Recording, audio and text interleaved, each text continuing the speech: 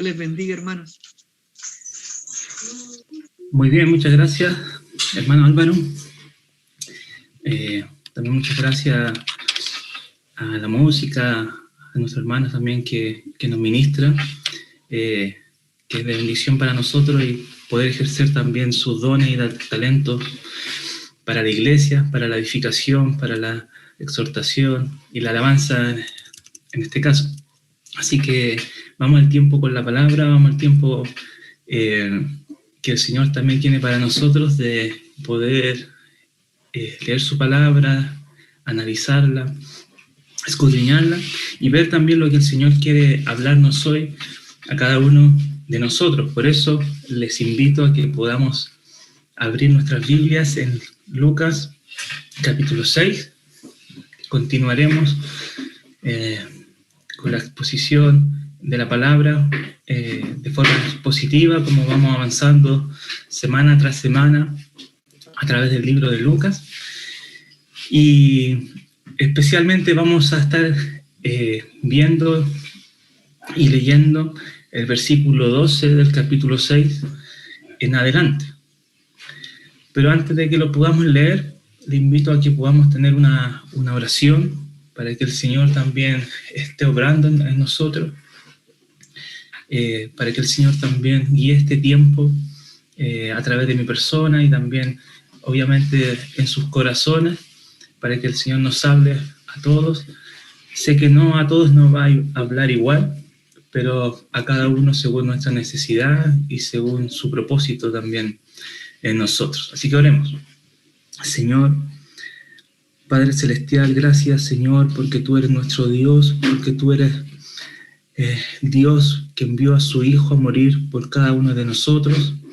Gracias, Padre, porque tú nos redimiste, nos hiciste ser parte de tu cuerpo, de tu amada iglesia. Y hoy venimos congregados a ti, Señor, para escuchar tu voz, para escuchar lo que tú quieres decirnos.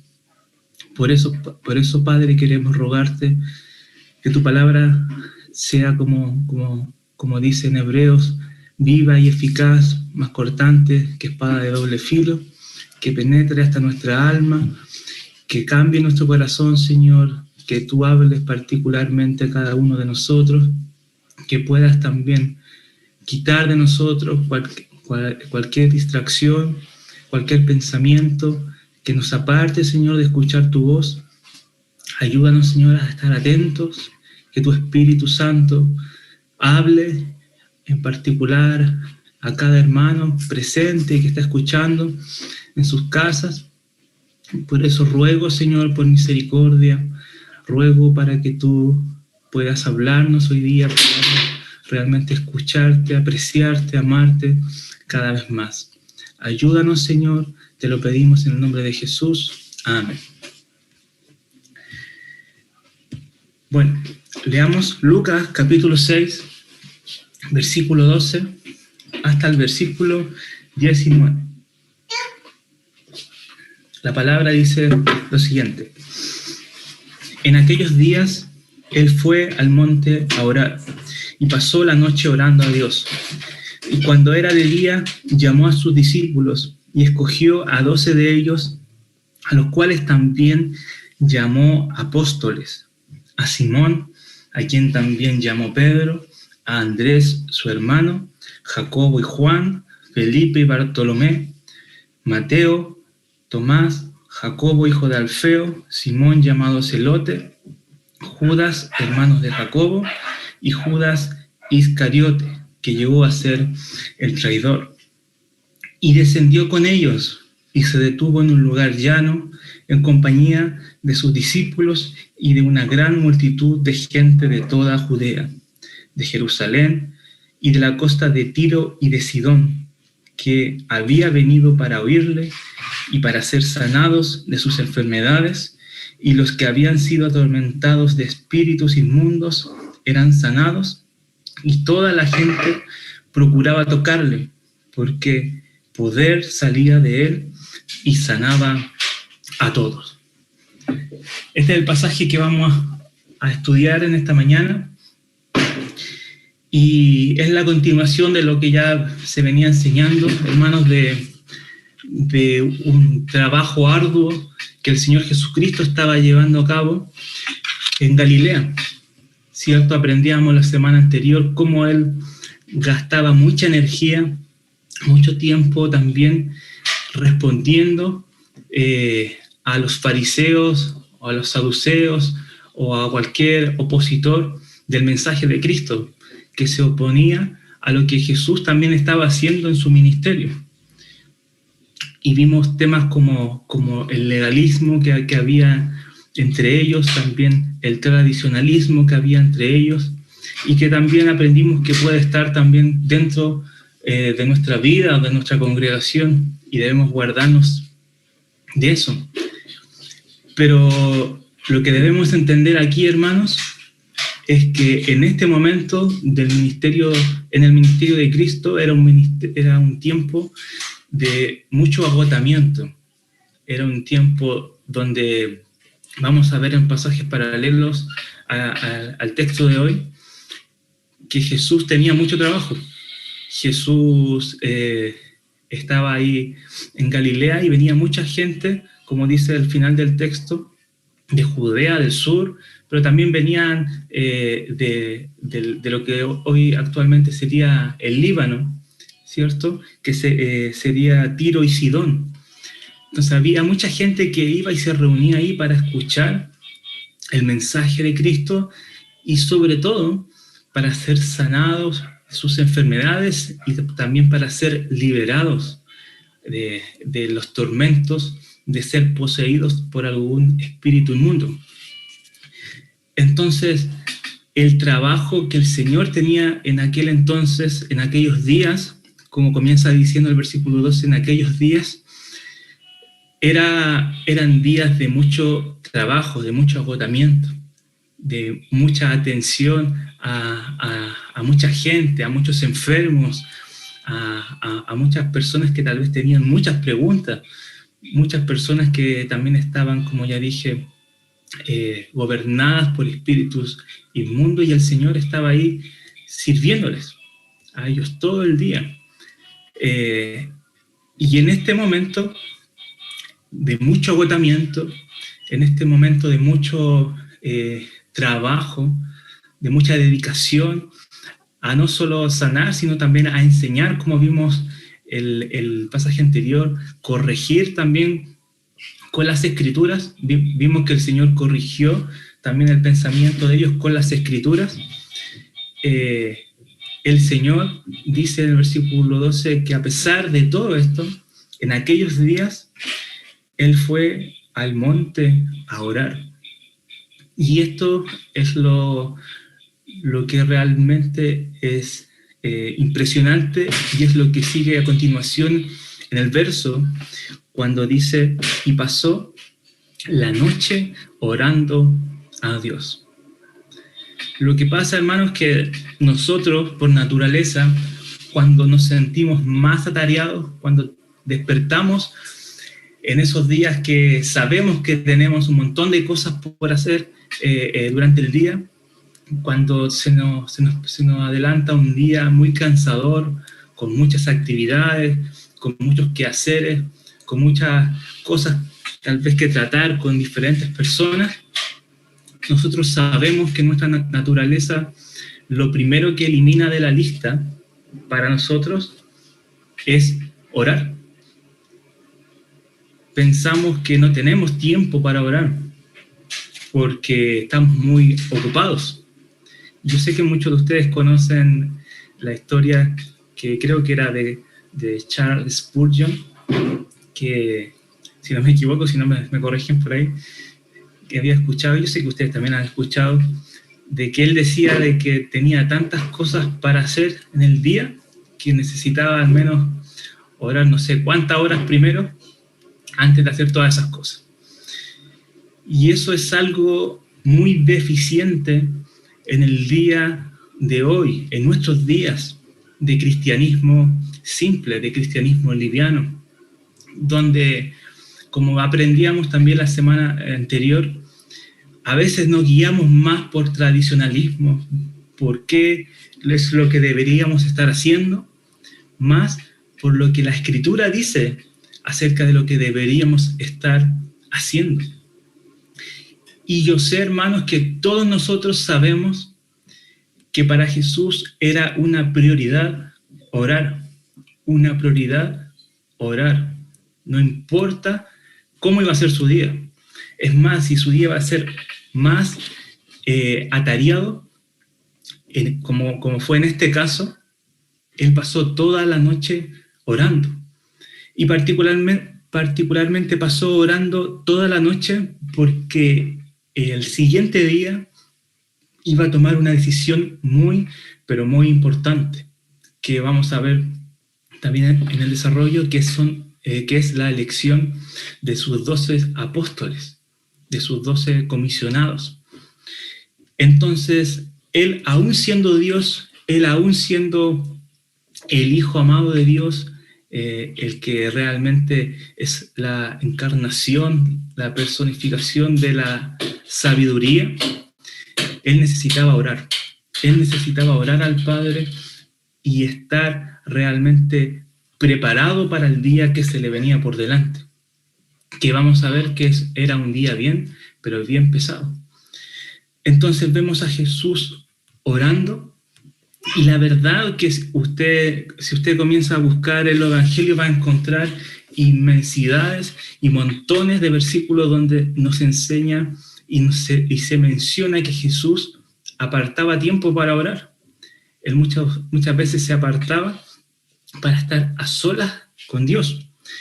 Y ya lo hemos visto en este libro. Solamente voy a nombrar algunas citas del libro de Lucas, porque hay muchas a través de los evangelios, pero Lucas 3:21 dice, aconteció que cuando todo el pueblo se bautizaba, también Jesús fue bautizado, y orando el cielo se abrió.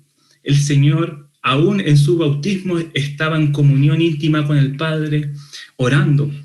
El capítulo 5, versículo 16 dice, mas él se apartaba a lugares desiertos y oraba, ¿cierto?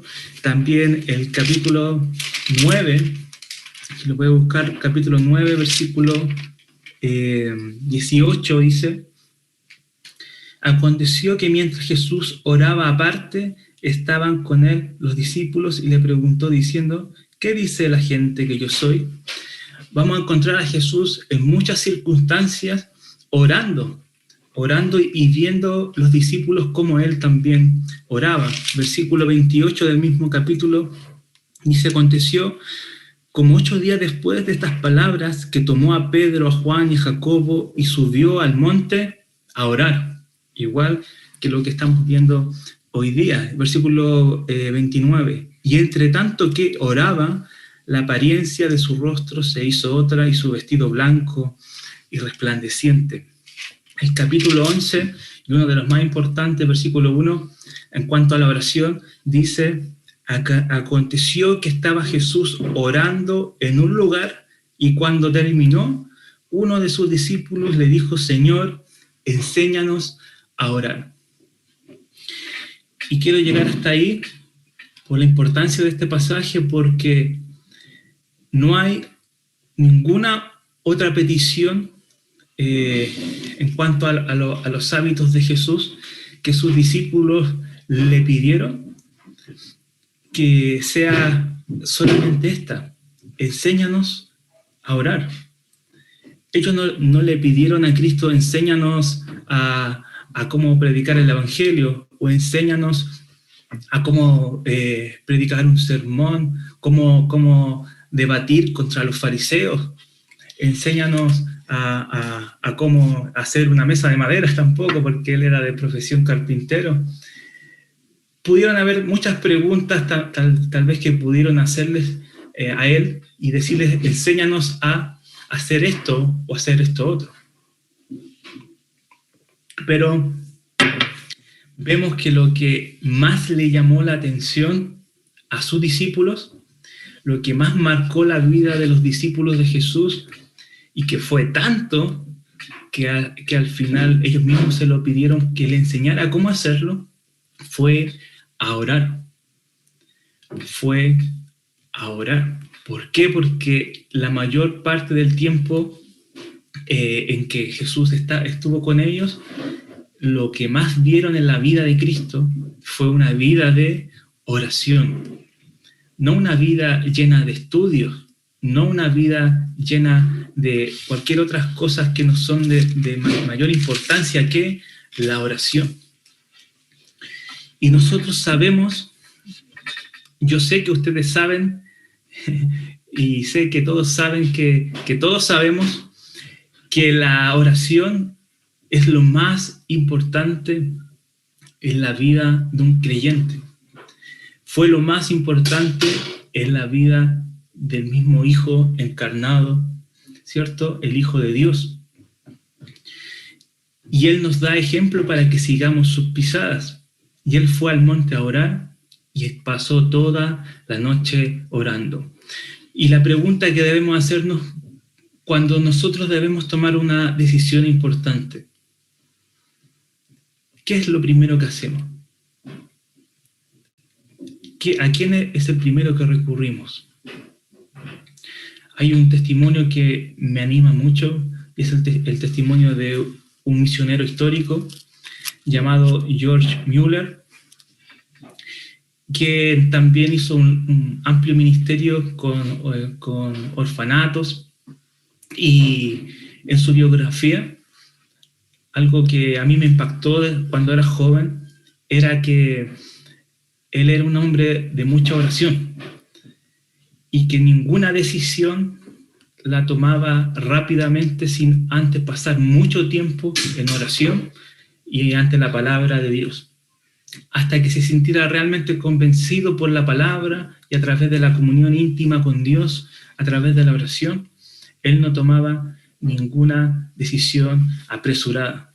Y así fue como Dios obró milagrosamente en su ministerio. En muchas ocasiones cuenta en su biografía cómo milagrosamente aparecían provisiones cuando ellos estaban quebrados prácticamente para alimentar a los niños. Y fue de bendición ver en su biografía esto, de que él permanecía constantemente en oración. También tenemos otro gran ejemplo que fue Martín Lutero, quien también se cuenta en su biografía que uno de los momentos más difíciles de su vida fue cuando tenía que enfrentarse a todas estas autoridades católicas romanas, ¿cierto? Y él cuenta que en un momento tuvo tanto miedo, tanta presión, que él pasó también toda la noche orando. Y cuentan también de que él ahí mismo sintió que el enemigo lo estaba presionando, que lo estaba atacando. Y ahí también dicen que él escribió el conocido himno Castillo Fuerte es nuestro Dios. Entonces vemos que la oración es algo característico de los hombres y de las mujeres de Dios en la historia. No es simplemente una actividad de la semana. Si nosotros creemos que la oración es simplemente para practicarla el día miércoles a las 8 de la noche, nos equivocamos. Es una reunión para que nos juntemos en comunión, todos unánimes a orar. No es el momento especial de la semana para orar. Es solo un momento más de juntarnos para orar. Pero cada uno de nosotros deberíamos tener este hábito plasmado en nuestras vidas. Pasar tiempo de oración ante nuestro Dios. En el jardín del Edén, Adán tenía una comunión abierta con el Padre. Tanto así que obviamente podía hablar con él audiblemente. Y no existía una interferencia que los distanciara, hasta que llegó obviamente el pecado a la humanidad por medio de la desobediencia de nuestros padres Adán y Eva. Y desde ahí la comunión con Dios se fue alejando cada vez más en nuestras vidas. Pero cuando Cristo vino, se entregó en esa cruz que cantábamos recién, cuando decíamos glorioso intercambio, cuando el Señor vino y se hizo el intercambio por nosotros, porque eso significa que ocupó nuestro lugar. Él destrozó todo nuestro pecado, Él cargó todo nuestro pecado sobre Él, y el Señor Dios poderoso, el Padre, destrozó ese pecado con toda su ira sobre esa cruz preciosa, la cruz de Cristo, y nos perdonó. Sació su ira, sació también toda su justicia, y nos hizo justos, y nos hizo volver a tener una comunión íntima con Dios. La posibilidad de poder entrar, como dicen otros pasajes del Nuevo Testamento, entrar al trono de la gracia, poder entrar libremente sin que un rayo nos caiga del cielo y nos consuma. Antes para el hombre era imposible eso. Era imposible llegar y hablar con Dios libremente. Vemos en textos como en Isaías capítulo 6, cuando Isaías ve la gloria de Dios, y Isaías, podríamos decir que era el más justo sobre Israel. Pero ¿qué dice él? ¡Ay de mí! Porque soy un hombre de labios inmundos. Él se consideraba realmente indigno, impuro, sucio para estar ante la gloria del Señor. Pero el Señor Jesucristo nos limpió y podemos entrar ante Él a pesar de nuestras fallas, a pesar de nuestros pecados, porque Él los ha perdonado.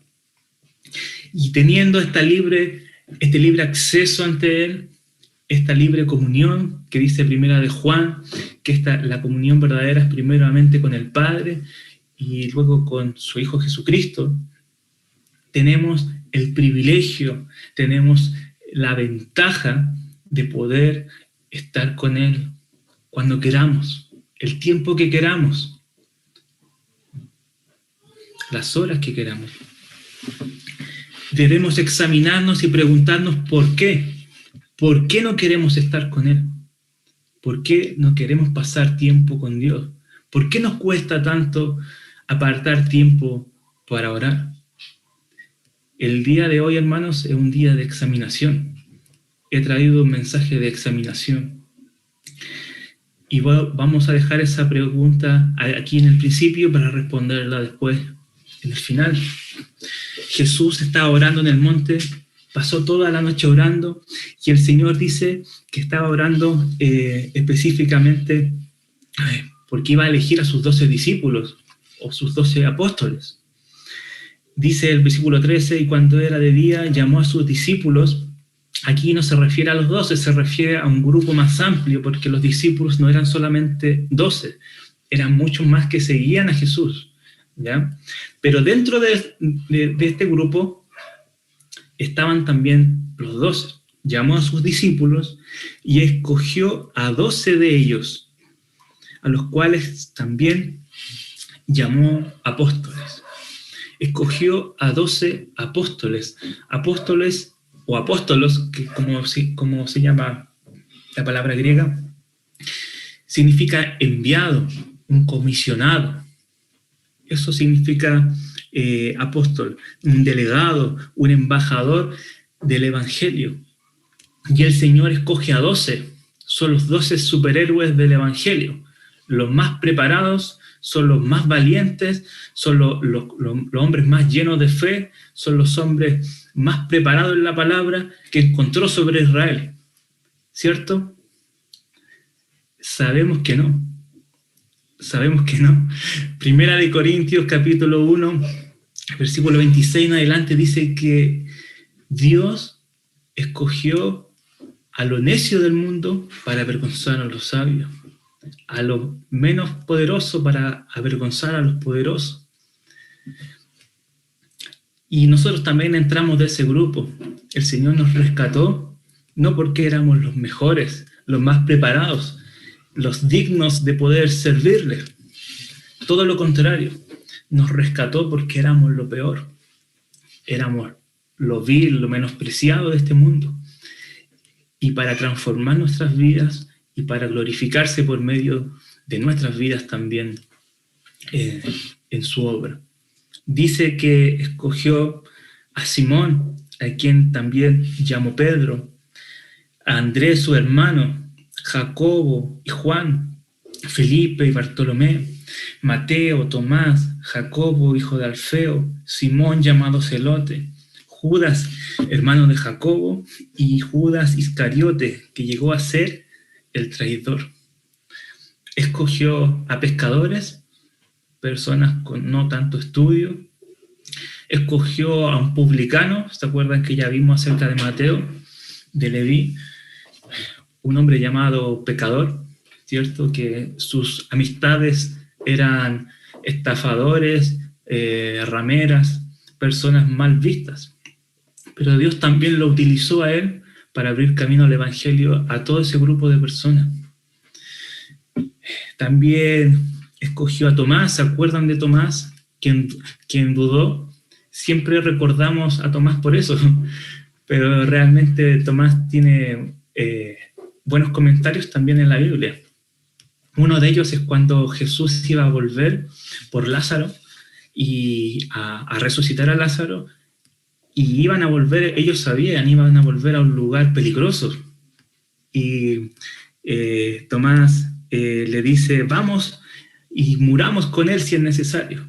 Ahí estaba la valentía de Tomás, como dicen en chilenismo, aperrado, ¿cierto? Entonces Tomás también tenía valentía de ir y hacer lo que tenía que hacer Jesús, y lo apoyaba y estaba dispuesto, como decía él, a morir por él. Pero también cuando el Señor murió y después resucitó, también sabemos que dudó de Cristo. La lista parte con Pedro, que es la persona más inestable que podemos encontrar en los evangelios, ¿ya? La persona más inestable, ¿ya? Que primero le dice al Señor, yo nunca te negaré, y después canta el gallo y ya lo había negado otras veces, ¿cierto? También le dice, no, tú jamás me lavarás los pies, y después le dice, no solamente los pies, también mi cabeza, todo, lávame, ¿cierto? Entonces Pedro realmente es una persona bien cambiante, pero el Señor lo eligió débil, cambiante, poco preparado, tal vez tenía un poco lenguaje para expresarse bien, podemos pensar muchas cosas así, pero Dios no lo escoge por sus capacidades, Dios lo escoge porque Él va a hacer una obra con él, Dios va a transformarlo, Dios va a llevarlo hacia un propósito, a cumplir una obra, como ya dije, en él, como dice Filipenses capítulo 1, versículo 6, que Él va a perfeccionar la obra de Él en nosotros hasta el día de Jesucristo. Después vemos al final del Evangelio a un Pedro arrepentido por haber negado al Señor. Dice la Escritura de que el peor momento de Pedro fue cuando el gallo cantó, y dice uno de los evangelios que que Jesús miró a Pedro fijamente a los ojos, y dice que Pedro salió corriendo y llorando amargamente. Tal vez nunca lloró en su vida como aquella noche, pero el Señor lo busca cuando resucita, y se acuerdan, le pregunta y le dice, ¿me amas? Y él le dice, sí, te quiero. Después le dice, ¿me amas? Sí, te quiero. Y finalmente le pregunta, Pedro, ¿me quieres? Y él dice, sí, Señor, te amo. Y desde ahí vemos a un Pedro que cumple o está cumpliendo el propósito que Dios tiene en él. Un Pedro que significaba una piedra pequeña, algo firme, algo sólido. Y Pedro se transformó en eso, una piedra firme, sólida para la iglesia, quien después vemos en el libro de Hechos un apóstol renovado, un apóstol firme, un apóstol sabio, un apóstol valiente, un apóstol lleno de fe, un apóstol que murió crucificado al revés para no morir a semejanza de su Señor. Prefirió que lo colgaran en su cruz, martirizado ahí, crucificado, de una forma inversa. Entonces nos encontramos con discípulos imperfectos, personas incapaces, personas como por ejemplo, ya dije Mateo, alguien que era considerado un fraudulento, alguien que no era íntegro tal vez, o un ladrón, pero el Señor también lo utilizó grandemente, y podemos tener el Evangelio de Mateo, que es un evangelio escrito principalmente a los judíos, y bien profundo, como el Señor utilizó a este hombre, que todos pensaban de él que era un hombre perdido, un hombre que no tenía perdón de Dios, y que era imposible que cambiara. También tenemos a Andrés o Felipe, que yo lo encuentro muy similares a ellos, porque son personas que se mueven, son personas activas, son personas que comparten el Evangelio abiertamente. Andrés fue quien trajo a Pedro ante Cristo, y Felipe fue quien trajo a Bartolomé ante Cristo. Son personas que compartían de Cristo abiertamente, no eran personas quedadas, y eran personas muy sociales. Felipe, por ejemplo, era quien estaba siempre en las cosas prácticas con Jesús. En una oportunidad Jesús le preguntó a Felipe y le dijo: Felipe, ¿qué vamos a hacer? ¿Cómo vamos a alimentar a estos 5.000? Imagínense, el Señor le preguntó a Felipe: ¿cómo vamos a alimentar a estos 5.000? Y dice la Escritura ahí que le preguntó eso para probarle. Y Felipe sacó la calculadora y comenzó a decir: bueno, Señor, mire, es que tenemos la bolsa tanto y esto no alcanza ni para la mitad, nada. Entonces el Señor también le enseña a él a través de la práctica a confiar en él. También tenemos a Bartolomé. Bartolomé es Natanael. ¿Se acuerdan? Juan capítulo 1, Felipe va. Felipe primeramente es llamado por el Señor. Jesús va y le dice a Felipe: ven, sígueme. Una cosa muy similar a Mateo. Y Felipe va corriendo y le cuenta a Natanael que Natanael era una persona, al parecer, por todo lo que dice la Escritura, muy devota, muy instruida. Y Jesús dice de él, y algo que siempre me ha llamado la atención, es que Jesús dice de él que es un verdadero israelita, en quien no hay engaño. Cuando Jesús fue al encuentro de Natanael, lo encontró meditando bajo la higuera, y estaba meditando en un pasaje de Génesis, y el Señor mismo le dio la correcta interpretación de ese pasaje. Y vemos a Bartolomé también, elegido como uno de los 12. Y una de las cosas también que me llama la atención de él es que él fue tal vez uno de los que murió más trágicamente en el ministerio. Dice la historia, aunque hay como variantes, pero dice que a él, por la causa de Cristo, se le fue quitada la piel vivo, y fue muerto así. Otros dicen de que le dieron tantos latigazos que se le salió toda la piel. Sea cual sea la verdad, es una muerte trágica, y vemos que él estaba realmente entregado por la causa de Cristo, y fue realmente obediente hasta la muerte. Todos los discípulos, no vamos a hablar de las muertes de cada uno de todos los discípulos, pero todos los discípulos murieron por la causa de Cristo, excepto uno, que fue Juan, el discípulo amado.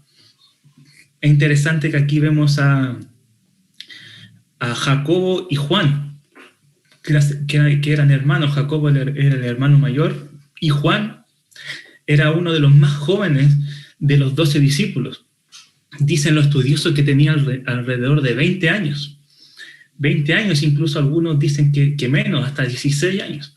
Un joven siendo instrumento útil en las manos del Señor en su obra.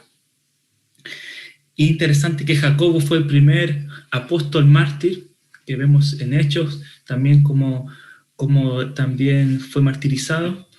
En cambio, su hermano Juan, el discípulo amado, fue el único que murió, se dice, de causas naturales, aunque en prisión, pero fue quien escribió lo que nosotros sabemos, el Evangelio de Juan, las cartas de primera, segunda y tercera de Juan, y el tan famoso libro conocido como Revelación o Apocalipsis. Entonces vemos cómo el Señor utilizó a este joven, ¿cierto? Que tal vez en aquel entonces dijeron, ¿cómo el Señor escogió a un jovencito de 20 años? Pero fue uno de los hombres más utilizados por Dios a través de todo su ministerio y que llegó a escribir cosas muy, pero muy importantes para la obra del Señor, que hoy tenemos en nuestras manos. También está Jacobo, hijo de Alfeo, o también se le dice Jacobo el menor. De estos personajes no hay tanta información, solo se mencionan, pero se dice que se le llama Jacobo el menor. Hay dos versiones, una dice que es porque era menor que el otro Jacobo, que el que ya hablamos, y otro dice porque era bajito. Entonces algunos dicen de que le decían Jacobo el menor porque era más pequeñito, como Zaqueo. También estaba Simón el Celote, que era un radical político, como ya también se ha enseñado anteriormente, como el Señor también escogió a un rebelde, digámoslo así, un nacionalista que lo único que quería era derrocar al Imperio Romano, un judío nacionalista que quería realmente una revolución en aquellos días. Pero el Señor también cambió su corazón y también lo utilizó. También está Judas, hijo de Jacobo, que también es llamado Tadeo o Lebeo, ¿no? que algunos le dicen el discípulo de los 1000 nombres, porque hay muchos nombres. Y por último tenemos a Judas Iscariote, que es muy popular y todos lo conocemos como el traidor, quien iba a traicionar al Señor. Y que obviamente Jesús lo sabía porque era necesario de que él estuviera ahí para traicionar y entregar al Mesías. El plan del Señor siempre fue ese. El plan del Señor siempre fue establecer a 12 para que comenzaran el nuevo pacto y que uno de ellos le entregara. ¿Por qué preguntan algunos, por qué 12? ¿Por qué 12 discípulos, no 13, no 10 o no 7? Porque el 7 es el número perfecto. ¿Por qué 12? Y es la misma razón por la cual el Señor tuvo 12 tribus en Israel, ¿cierto? Es en referencia a eso. Él siempre, cuando estableció un pueblo, lo dividió en 12 tribus, o en este caso en 12 apóstoles. Si usted va al libro de Apocalipsis, versículo 21, al final de la historia, donde todos nosotros estaremos un día, va a encontrar que el número 12 se repite reiteradas veces en ese capítulo.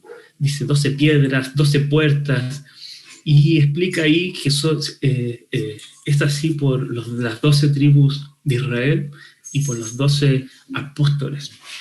Entonces vemos que el Señor establece su nuevo pacto, lo establece con 12 discípulos, como antiguamente tenía 12 tribus de Israel. Y también es interesante que lo establece en un monte, como también en el antiguo pacto lo estableció en un monte. Jesús subió a un monte a orar, y en ese mismo, no es el mismo del Antiguo Testamento, obviamente, pero lo que quiero decir, en ese mismo monte Jesús, donde estaba orando, estableció, dice Marcos, que estableció a 12 para que estuviesen con él y para enviarlos a predicar. Y escogió a estos 12 hombres que, como ya dije, eran imperfectos, poco preparados, muchos de ellos pecadores, con vidas tal vez desechadas por las autoridades, pero valiosos para Dios. Y lo hermoso que continúa diciendo el versículo 17, dice, y descendió con ellos, porque desde aquel momento ellos nunca se apartaron de su lado, hasta su muerte. Él estuvo con ellos.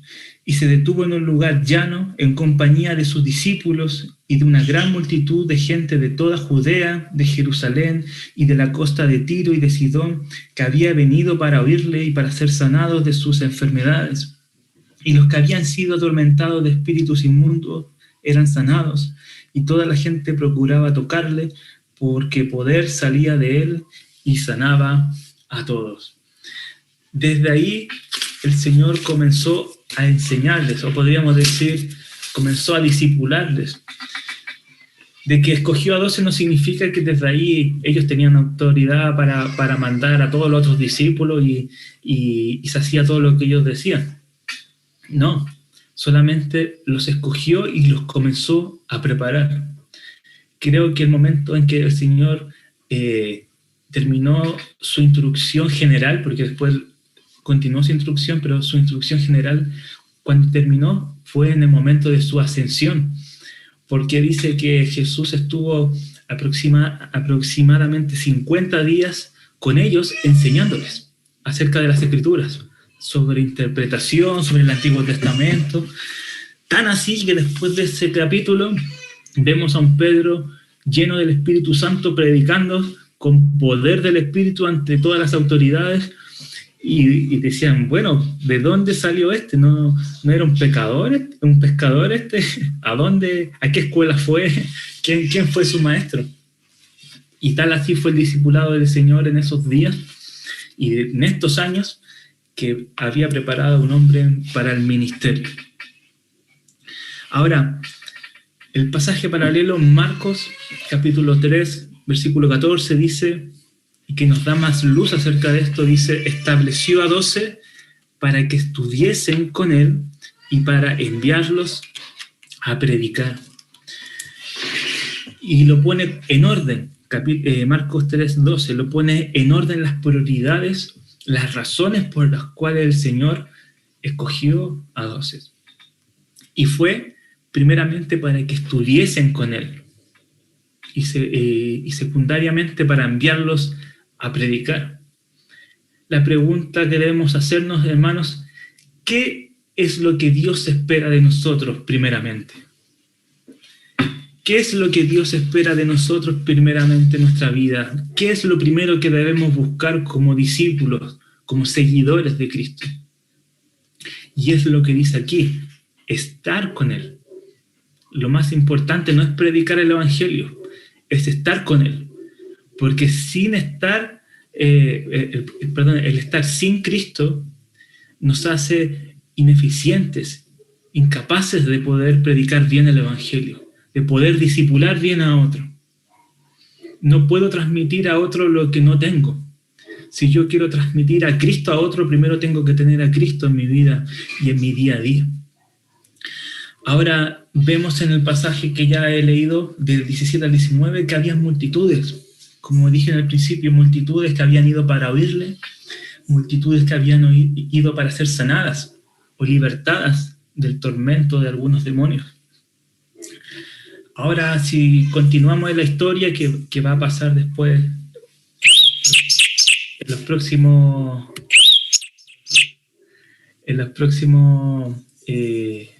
sermones, nos vamos a dar cuenta que esas multitudes se van disipando, ¿ya? Esas multitudes llega a un punto en que simplemente se van, simplemente dejan de seguir a Jesús, porque no lo estaban siguiendo por Jesús mismo, lo estaban siguiendo por, como dice las Escrituras, por los panes y por los peces. Y llega un momento en que el Señor les da una palabra dura. Y hasta a los discípulos les pregunta, ¿ustedes también se van a ir?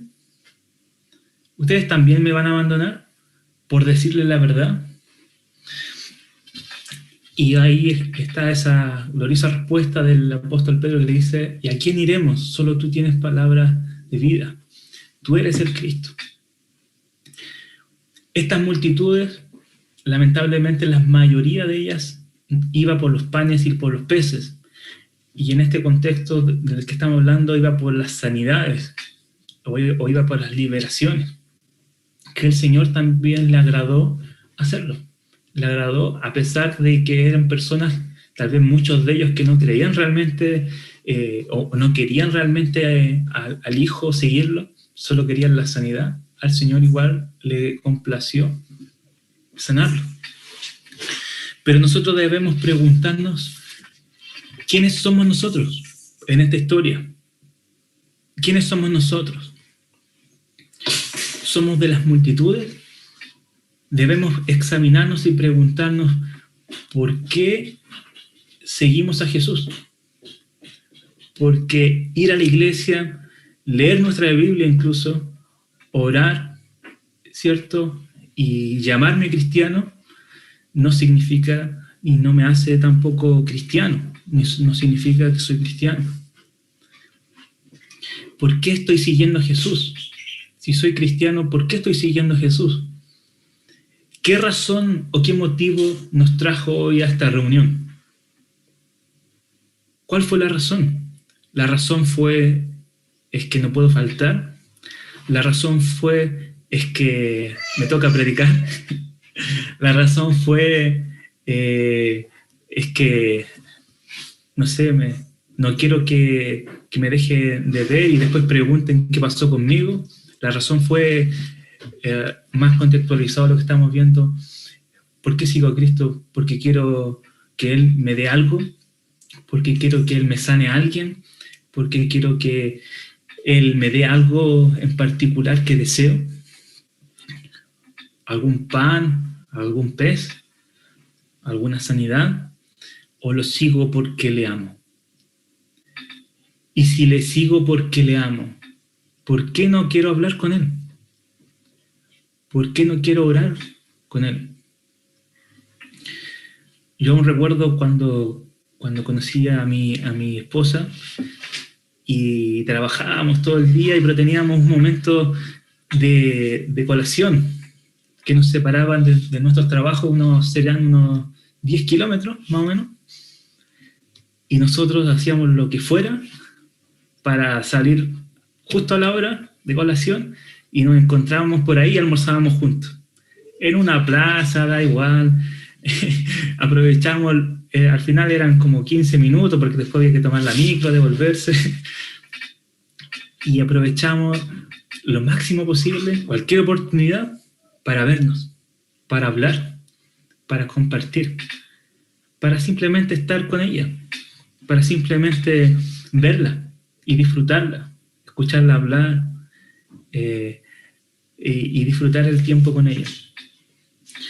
El Señor también quiere disfrutar el tiempo con nosotros. ¿Qué pasó con el amor que nosotros le teníamos al Señor?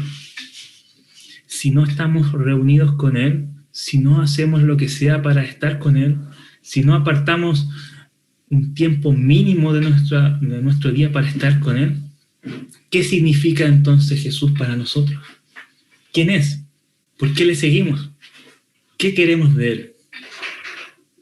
¿Algún pan? ¿Algún pez? Jesús mismo respondió la pregunta ante un doctor de la ley de qué era lo más importante, cuál era el gran mandamiento. Y él lo resumió, los 613 mandamientos que tiene el Antiguo Testamento los resumió en dos. El primero es amarás al Señor tu Dios con todo tu corazón, ¿cierto? Y el segundo, amarás a tu prójimo como a ti mismo.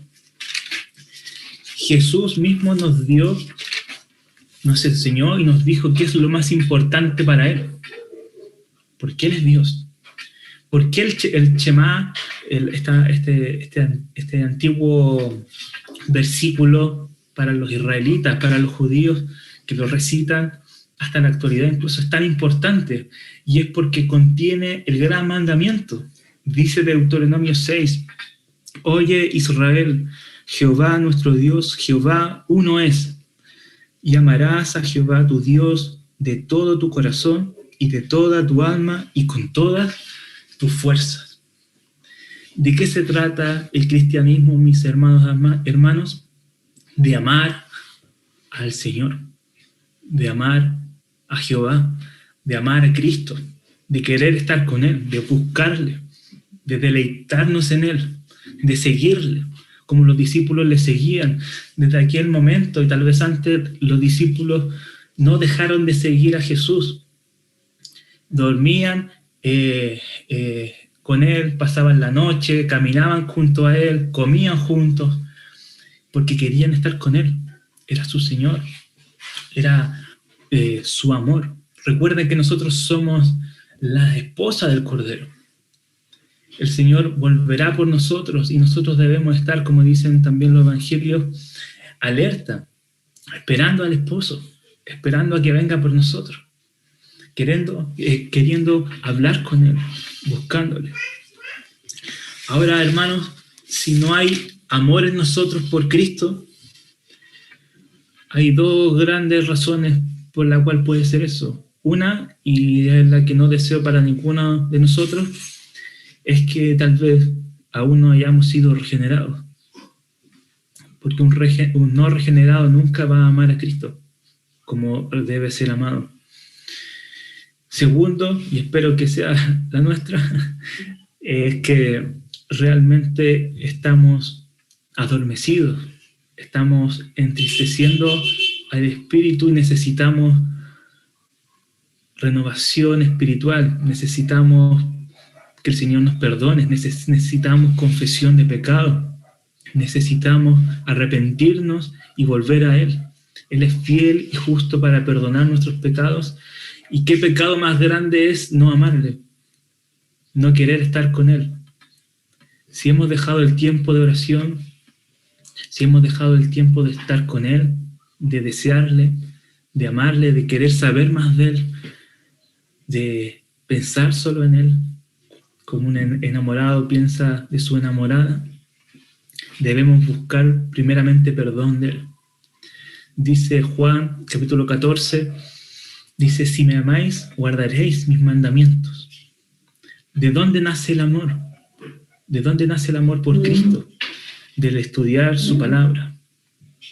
Yo he dejado, muchas veces, he dejado de amar a Cristo, pero sé que cuando vuelvo a su palabra, cuando vuelvo realmente a involucrarme con su palabra, a separar tiempo para estudiar su palabra y para buscar a Jesús en la palabra, para estar con Él, el Señor va alimentando mi alma con amor por Cristo. Y quiero estar con Él, y quiero hablar con Él, quiero pasar tiempo con Él. Por último, mis hermanos, aplicaciones que podemos tomar de este breve pasaje, pero desafiante también para nosotros. Uno es cimentar una disciplina para orar. Todos nosotros luchamos, creo yo, al menos yo, luchamos con tiempo para orar, ¿cierto? Y muchos de nosotros estamos esperando que nos den ganas, de que haya un momento apropiado, o que otro diga, ya oremos. Pero no hay un momento apropiado, no hay un momento en que nos va a bajar una gran motivación por orar y nos vamos a lanzar sobre el suelo para orar. No, porque la oración, dijo un predicador, la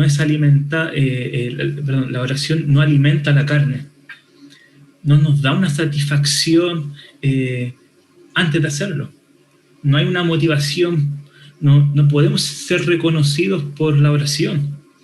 Si yo estudio la palabra y me vuelvo un erudito de la palabra, puedo recibir indirectamente alabanza por eso. Otros pueden verlo, otros pueden reconocerlo, otros pueden aplaudirlo. Pero si yo oro en secreto, ¿quién me va a aplaudir? ¿Quién me va a reconocer? Solamente lo ve Dios, no lo ven mis pares. La oración es una entrega voluntaria ante Dios, de reconocer que le necesitamos, de que le amamos, de que queremos estar con Él. Pero la oración nunca va a llegar en un tiempo como un deseo, como cuando a veces tenemos hambre y queremos solamente comernos algo y lo que sea lo metemos a la boca. No, debemos apartar tiempo, debemos ser disciplinados, como Cristo lo fue. ¿Usted cree que Cristo no tenía frío en las mañanas? o no tenía sueño, esa noche dice que no durmió. Cristo fue hombre, fue verdaderamente hombre y verdaderamente Dios. Tuvo sueño esa noche, tuvo hambre, tuvo tristeza, como vemos en otros pasajes. También aprendemos que debemos discipular a otros. Cristo discipuló a 12, a tiempo completo. Algunos dicen de que un pastor no puede tener más de 12 ovejas. Otros dicen de 30 ovejas. Hasta ahí llega su capacidad. Por eso algunas iglesias, después de los 30, tienen más pastores. Pero 12 podría ser un buen número para discipular si usted se dedica a tiempo completo e influenciar a otros.